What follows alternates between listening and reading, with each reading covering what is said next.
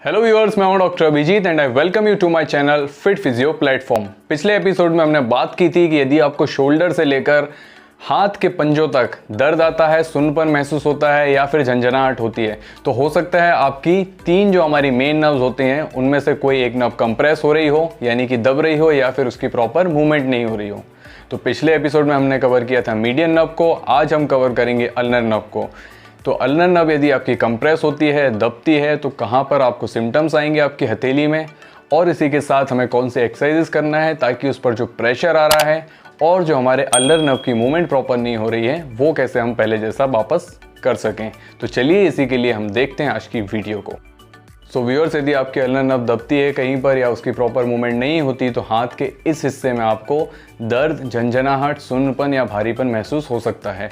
अब हम देखेंगे किस तरीके से इसको हम ट्रीट करेंगे। तो हमें पहले स्लाइडिंग मूवमेंट करनी है, उसके बाद हम नर्व को करेंगे स्ट्रेच। स्लाइडिंग मूवमेंट आप 5 से 10 रेपिटेशंस करेंगे। जब स्लाइडिंग मूवमेंट में आपको कोई भी सिम्टम्स जो हैं वो इंक्रीज़ नहीं हो रहे हैं बल्कि इंप्रूवमेंट यदि आपको दिखता है तो फिर आप स्ट्रेचिंग पर जाएंगे, क्योंकि यदि हम डायरेक्टली स्ट्रेच करते हैं तो हो सकता है हमारे जो नर्व है वो बहुत ज़्यादा इरिटेट हो जाए और हमारे सिम्टम्स जो हैं वो बढ़ सकते हैं। रेपिटेशन आपको रखने केवल 5 से 10 स्लाइडिंग में भी और 5 से 10 स्ट्रेच में भी। ध्यान रखें, इस एक्सरसाइज को करते वक्त यदि किसी भी वक्त आपको दर्द महसूस होता है, झंझनाहट बढ़ती है, तो तुरंत आप रुक जाएं, दूसरे दिन फिर उसे दोहराएं। बिल्कुल स्लो और जेंटल तरीके से आपको एक्सरसाइज को करना है। आप नर्व को इरिटेट ना कर दें, नहीं तो उससे क्या होगा, आपके जो सिम्टम्स है वो और ज़्यादा बढ़ जाएंगे। तो इस चीज़ का आप खास ख्याल रखें। तो चलिए देखते हैं किस तरीके से हमें स्लाइड करना है, स्ट्रेच करना है अल्नर नर्व को। अल्नर नर्व स्लाइड के लिए अपने हाथ को इस तरीके साइड में ले जाएं, अपनी कलाई को एक्सटेंड करें। अब अपनी कोहनी को मोड़ते हुए अपने सिर के पास लेकर जाएं। अब अपनी कोहनी को सीधा करते हुए अपनी गर्दन को भी उसी दिशा में मोड़ें। ये हमारी एंड पोजीशन रहेगी। अब इसके बाद अपनी कोहनी को मोड़ते हुए अपनी गर्दन को भी ऑपोजिट डायरेक्शन में मोड़ें। ये हमारी एंड पोजीशन रहेगी। इस एक्सरसाइज को आप 5 से 10 रेपिटेशंस के लिए करें। ध्यान रखें, आपको इस एक्सरसाइज को बहुत ही स्लो और कंट्रोल तरीके से करना है।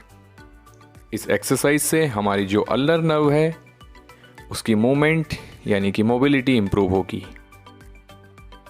इस एक्सरसाइज को करते हुए यदि आपको किसी भी वक्त दर्द महसूस होता है, आपके सिम्टम्स बढ़ते हैं, तो तुरंत आप इस एक्सरसाइज को रोक दें और थोड़ी देर बाद या दूसरे दिन वापस इसे दोहराएं।